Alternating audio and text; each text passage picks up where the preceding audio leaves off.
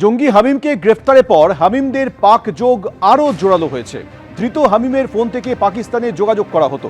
California, Mexico সহ একাধিক দেশের রেজিস্টার্ড নম্বর থেকেও যোগাযোগ হতো। নিষিদ্ধ ক্রিপ্টো নেটওয়ার্কে আইএসআই এর মদতপুষ্ট ভাট্টি গ্যাংয়ের সঙ্গে যোগাযোগ ছিল। এলিমেন্ট এক্স চ্যাটিং অ্যাপে কথা হতো। ইউজার কোড ছিল 333। এসটিএফের হাতে চাঞ্চল্যকর তথ্য।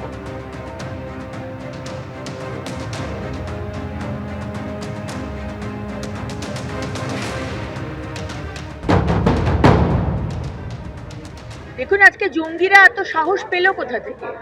সাহস পেয়েছে কারণ কি আগের সরকার, মমতা ব্যানার্জির সরকার ভোট ব্যাংকের পলিটিক্স করেছেন।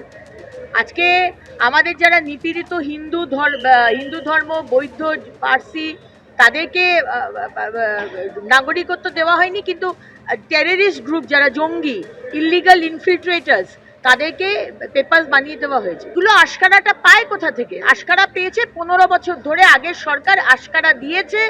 বাংলার 11 কোটি মানুষের সুরক্ষা তারা চিন্তা করেনি, ভারতবর্ষের 140 কোটি মানুষের সুরক্ষা চিন্তা করা হয়নি, তারা শুধু ভোট ব্যাংকের পলিটিক্স করে গেছে। স্পর্শকাতর বিষয়। আমরা তো বারবার ওই জন্য বলছি যে এটা তো আমাদের সুরক্ষার বিষয়, দেশের সুরক্ষার বিষয়, প্রতিটি নাগরিকের সুরক্ষার বিষয়। তাহলে এই জঙ্গি যদি বাইরে থেকে এসে থাকে তাহলে ঢুকছে কি করে দেশে?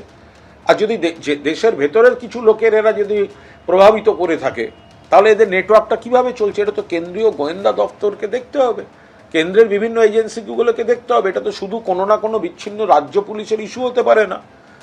এরা একাধিক স্টেটে এদের কমিউনিকেশন রয়েছে, মুভমেন্ট রয়েছে বলে জানা যাচ্ছে। তো তাহলে তারা কিভাবে করছে, কেন করছে, কিভাবে করছে তারা, সেটা তো দেখতে হবে। আর সেটা কারা দেখবে? সেটা তো কেন্দ্রীয় সরকারের স্বরাষ্ট্র মন্ত্রক। তো তাদের এটা জুরিসডিকশন, তারা এটা পুরোপুরি তারা দেখবে, রাজ্যগুলিকে অ্যালার্ট করবে, এটা তো তাদের কাজ। তো তাদের দেখতে হবে সেগুলো।